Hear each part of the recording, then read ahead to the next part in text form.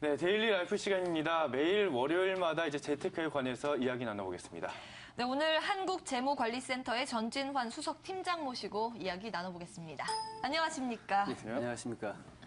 최근 테이퍼링 이슈 끊임없이 나오고 있고요. 이런 상황에서 조금 덜하는 표현이 적절한지는 모르겠습니다만 그 가운데서라도 조금 안정적인 수익, ELS, DLS 좀 꼽히고 있는 상황인데 여기에 대해서 특징부터 짚어볼까요? 예.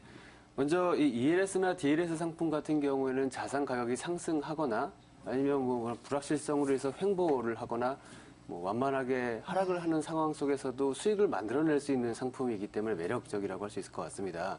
뭐 지난주에도 간단하게 말씀드렸다시피 ELS나 DLS 상품 같은 경우에 특정 종목이나 코스피 지수에 연동되고 아니면 실물 자산인 금이나 은 등 원자재 가격이 어떻게 움직이느냐에 따라서 수익이 결정되는 상품입니다.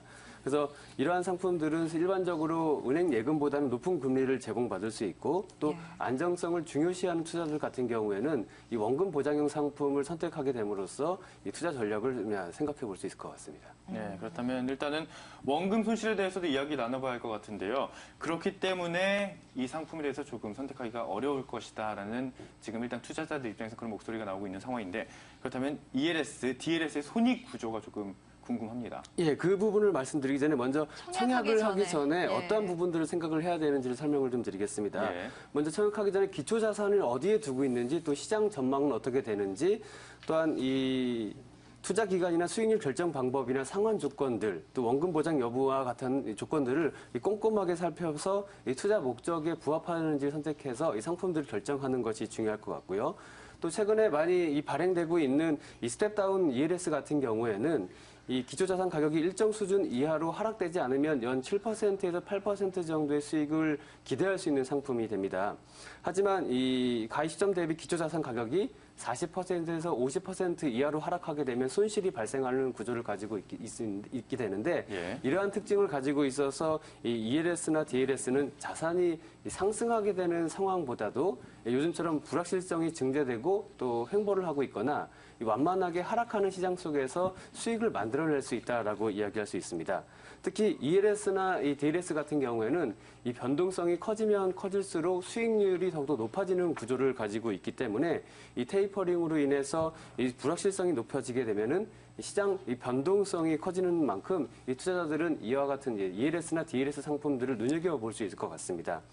그리고 또 이 유동성 확보 역시 투자하는 사람들이 많은 관심사가 될 수 있을 것 같습니다. 이 자금이 한꺼번에 묶이게 되면은 이 유동성을 어떻게 확보할 것인지 이런 부분들을 많이 고민을 하게 되는데 이 ELS나 DLS는 기본적으로 정해진 기간에 이 만기 때 이제 이 제공하는 것을 원칙으로 하고 있습니다. 하지만 이 투자자가 원할 경우에는 이 투자 설명서에 명시되어 있는 투자 중도 상환 가능일에 요청을 하게 되면 해당 ELS나 이 DLS 상품들을 평가하고 그리고 나서 중도 상환 수수를 제외한 나머지를 이제 공제 받을 수 있게 됩니다. 근데 이와 같은 경우에는 이 원금 보장형 상품을 가입했다 하더라도 원금 손실이 발생될 수 있는 부분이기 때문에 이런 부분들도 고려해야 될 것 같습니다. 예, 그래서 그런지 이들 상품의 손익 구조가 조금 궁금합니다. 어떻습니까? 네, 기본적으로 손익 구조들 이제 설명을 드리기 전에 먼저 이 그림을 보면서 설명을 드리도록 하겠습니다. 여러 가지 이제 구조들이 있겠는데 먼저 아까 전에 말씀드렸던 원금 보장형 상품들을 예를 들어 설명을 드리겠습니다. 이 원금 보장형 상품들 중에는 사실 아까도 말씀드렸다시피 여러 가지 수수료를 공제하게 되면은 원금이 아닌 경우가 발생할 수 있습니다. 따라서 이 금융사들은 이와 같은 상황을 이제 보완하기 위해서 원금 추가 보장형 상품인 ELB와 DLB를 계속해서 출시를 하고 있는 상황이고요.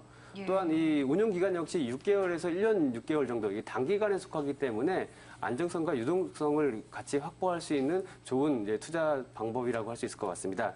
이 순익 구조와 관련해서는 이 그림을 함께 보시면은 이 그림에서는 원금 추가 보장형 ELB의 수익 구조를 그림으로 보여주고 있습니다. 이 상품 같은 경우에는 코스피 200을 기초로 하여 운용되는 상품으로서 발행 후 투자 기간 동안 최초 기준 가격의 120%를 초과하여 상승한 적이 있는 경우에는 이럴 경우에 낙아웃이 되게 되는데요. 이때는 이제 원금 손실이 아니라 원금 추가 보장형 상품이기 때문에 원금의 2%를 추가한 수익을 제공받을 수 있게 됩니다. 그리고 이제 낙아웃이 없을 때, 즉 최초 기준 가격에서 120%를 초과하여 상승한 적이 없는 경우에는 특히 이 만기일 평가일의 기초자산 종가가 이 최초 기준 가격의 100% 미만으로 떨어졌을 경우에 이와 같은 경우에도 원금 손실이 아니라 원금은 보장이 되면서 2%의 추가 수익을 받을 수 있는 구조를 가지고 있습니다.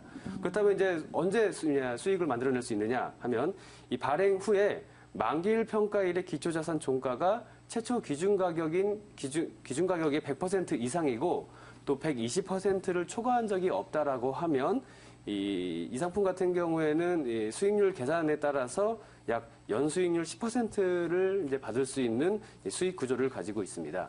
이처럼 이 ELB, DLB, ELS, DLS 상품 같은 경우에는 이 손익 구조가 조금씩은 다를 수 있기 때문에 자신의 투자 성향과 투자 목표, 또 목표 기간이나 목표 수익률에 따라서 상품들을 선택한다고 하면 좋은 전략으로 활용할 수 있을 것 같습니다. 자, 그렇다면 현재 경제 흐름 상황 속에서 우리가 선택할 수 있을 만한 ELS, DLS 상품들 어떤 것들을 꼽고 계세요? 네, 아까 전에 말씀드렸다시피 원금 추가 보장형 상품들은 보통 2%의 이제 추가 보장을 하고 있습니다. 네. 이제 투자를 하시는 분들이 2%의 수익을 얻기 위해서 투자를 하시는 분들은 안 계실 텐데요. 따라서 현재 이 경제 상황들에 맞는 상품들을 선택하는 것이 필요할 것 같습니다. 그래서 이런 불확실성이 많은 이제 요즘 같은 상황에서는 크게 세 가지 부분을 이제 주목해 볼 수 있을 것 같은데, 첫 번째는 미국과 유럽 선진 시장의 지수를 기초로 하는 ELS를 이제 눈여겨볼 수 있을 것 같습니다. 이 양적 완화 축소로 인해서 신흥 시장에서 자본이 유출되어서 선진국으로 이동할 가능성이 높아지고 있습니다. 그래서 실제로 지난달에는 신흥국 증시에서 119억 8천만 달러가 유출된 반면에 선진국 증시에는 212억 9천만 달러가 유입되었습니다. 이런 자금의 흐름뿐만 아니라 그 펀드멘탈 측면에서도 선진국이 신흥국보다 더욱더 매력적이라고 할 수 있는데, 그 이유는 선진국 같은 경우에는 금융 위기를 벗어나면서 강도 높은 구조 조정을 마쳤기 때문에 더욱더 안정적이라고 이야기할 수 있을 것 같습니다.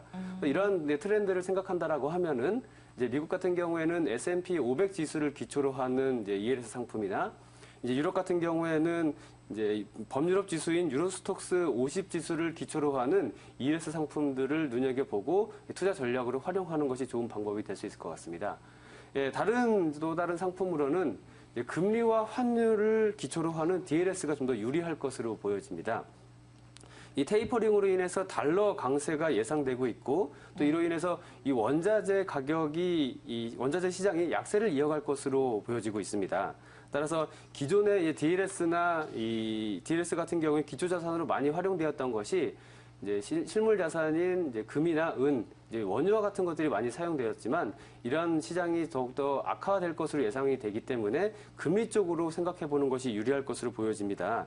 이 금리와 관련해서 이제 관련된 DLS라고 하면은 미국채 금리 상승 시 수익이 발생할 수 있는 이 상장지수 펀드인 ETF나 또 투자 적격 등급 이하 기업으로부터 담보를 제공받고 이 대출을 하여서 변동금리에 투자가 되는 시니어론 ETF에 투자되는 기초 자산을 가지고 있는 이제 DLS 같은 경우가 좋은 투자 대상이 될 수 있을 것 같습니다.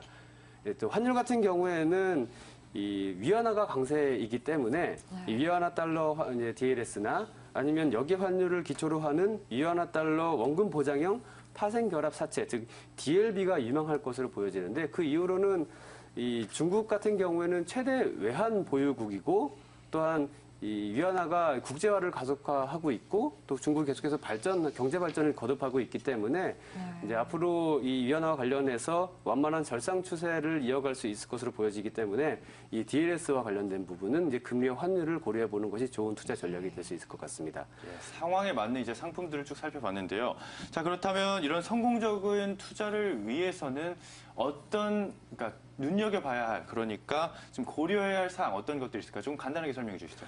네, 먼저 이 종목형보다는 지수형으로 투자하는 것입니다. 예. 왜냐하면은 최근의 흐름은 변동성이 워낙 많기 때문에 이 변동성 때문에 어떤 종목을 기준으로 해서 투자를 하게 되면은 손실을 볼 수 있는 상황들이 많이 존재하고 있습니다. 네. 실제로 작년 같은 경우에는 GS건설이나 삼성 엔지니어링 같은 경우에는 하방 배리어를 터치하게 되면서 많은 이제 원금 손실을 가져오게 되었고, 많은 종목들이 이 원금 손실을 가져오는 ELS 상품들이 많이 있었습니다. 따라서 어떤 종목을 보고서 투자를 하기보다는 지수형을 보고서 투자를 하는 것이 이 변동성이 확대되는 요즘 같은 상황에서 보다 안정적으로 투자할 수 있는 방법이라고 볼 수 있고요. 예. 네, 또 하나는 이 발행사의 신용도를 생각해 보는 것입니다. 왜냐하면은 이 ELS나 DLS 상품 같은 경우에는 궁극적으로 채권이라고 이야기할 수 있습니다. 네. 따라서 이 발행사가 부도가 나게 되면은 아무리 원금 보장형 상품이라 하더라도 이 원금에 대한 보장을 아무도 해줄 수 없기 때문에 이 신용도를 고려해 보는 것이 매우 중요한 상황이라고 할 수 있고요. 끝으로 본인의 어떤 투자 성향을 고려해서 이 낙인 배리어의 구간을 설정하는 것입니다. 이 낙인 배리어 구간이 높으면 높을수록 수익률은 높아지지만 그에 따라서 이 손실 구간 역시 가능성이 높아지기 때문에 이러한 부분들과 관련해서 본인의 투자 성향이나 투자 목표에 맞는 이제 구간들을 설정하고 진행하는 것이 매우 중요할 것으로 보여지게 됩니다. 또 이제 이러한 부분들을 고려하면서 이 금융사들마다 사실 이제 미끼 상품이라고 얘기할 수 있죠. 그러한 상품들을 출시를 하고 있습니다. 따라서 이 투자자들이 단지 어떤 기사를 보거나 어떤 경제 흐름에 따라 선택하는 것이 아니라 본인이 각각 금융사에 어떠한 상품들이 존재하고 있고 본인의 어떤 이제 목표 수익률이나 이런 것들에 부합하는 상품들이 어디에 있는지 이런 부분들을 면밀히 살펴보고 선택한다라고 하면 보다 안정적으로 이 투자를 진행할 수 있을 것으로 보여집니다. 변동성에 따른 리스크 그 부분을 줄이는데 주력하자라는 말씀이시네요. 예, 예, 알겠습니다. 오늘 여기까지 들을게요. 수고하셨습니다. 고맙습니다. 굿모닝머니 2부도 마칠 시간이 됐습니다. 이어지는 출발 증권시장도 많은 시청 바라겠습니다. 네, 저희는 내일 이 시간에 더욱더 알찬 소식들로 찾아뵙겠습니다. 오늘도 함께해 주신 여러분 고맙습니다.